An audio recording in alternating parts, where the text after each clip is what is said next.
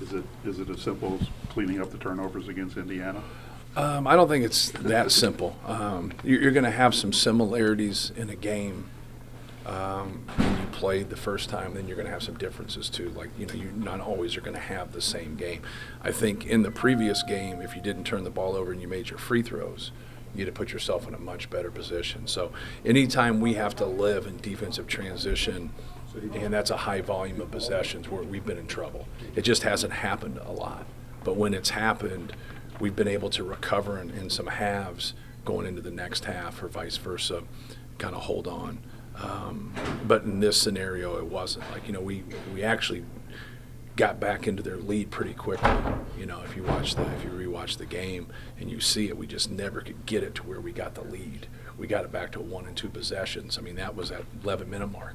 We put ourselves in a good spot at that time, but it took a lot for us to get back in there. So if the game unfolds the same way, making our free throws and taking care of the basketball, is going to be huge. Taking care of the basketball is huge, and making your free throws in any game, but especially in that game. They just did such a good job of taking our turnovers and turning them into points.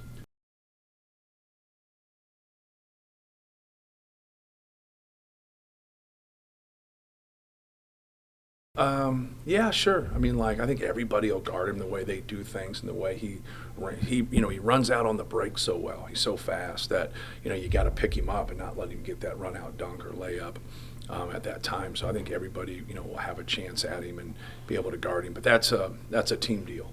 When you have a player as great as Trace Jackson Davis, that's your whole team approach. Being able to stop him, but not at the expense of other people just getting wide open looks. Like, if you overdo it, he'll make you pay with his passing. If you don't do enough, he'll steamroll you like he did in the first half against us.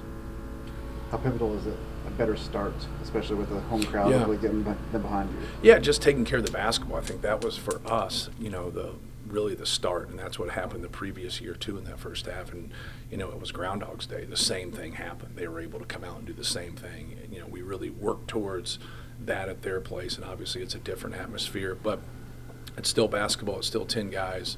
You're still out on a court. You got to be ready to not necessarily, you can't talk your way into making shots, but you can talk your way into your execution and your understanding what's going on. We have to know what's going on at all times defensively, and then we have to be able to handle their pressure and execute.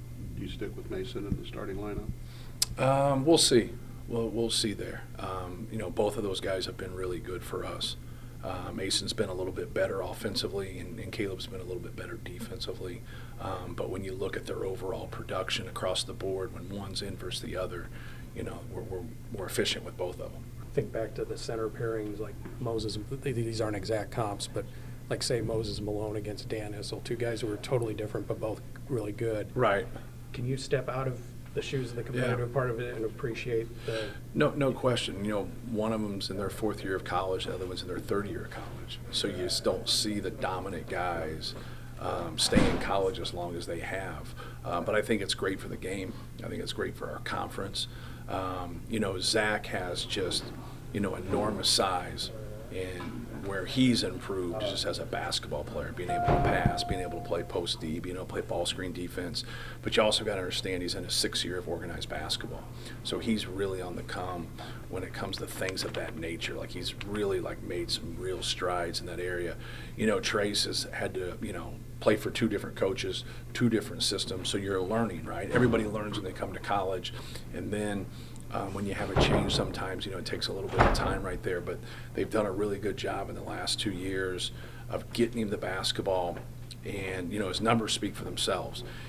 We just don't face somebody with that kind of size, that kind of skill, and that kind of quickness. You're not supposed to, when you're Zach's size, you're not supposed to be able to do some of the things he does. And when you're Trace Jackson's Davis size, you're not supposed to be able to do some of the things he does. They're different skill sets and different athleticism and different overall size, but it really puts the defense in a bind. That's why I said to Mike earlier, we don't have a matchup here where it's one guy on Trace Jackson Davis, and they don't have a matchup where it's one guy on Zach Edey. It's just that's not the way this game's going to unfold. It's going to be Indiana's defense trying to stop Purdue's offense, and vice versa. It's not us trying to just stop Trace Jackson Davis. It's our team trying to stop Trace Jackson Davis. If you do it There's been a couple people in our league that tried to do it by themselves, and that did not work. It did not work, and it won't work. So you got to throw different things at him, and you got to mix things up, and he's still going to get some things. You just don't want him to get 35 or 20. You're in a position where if you take care of business, you're going to win the Big Ten.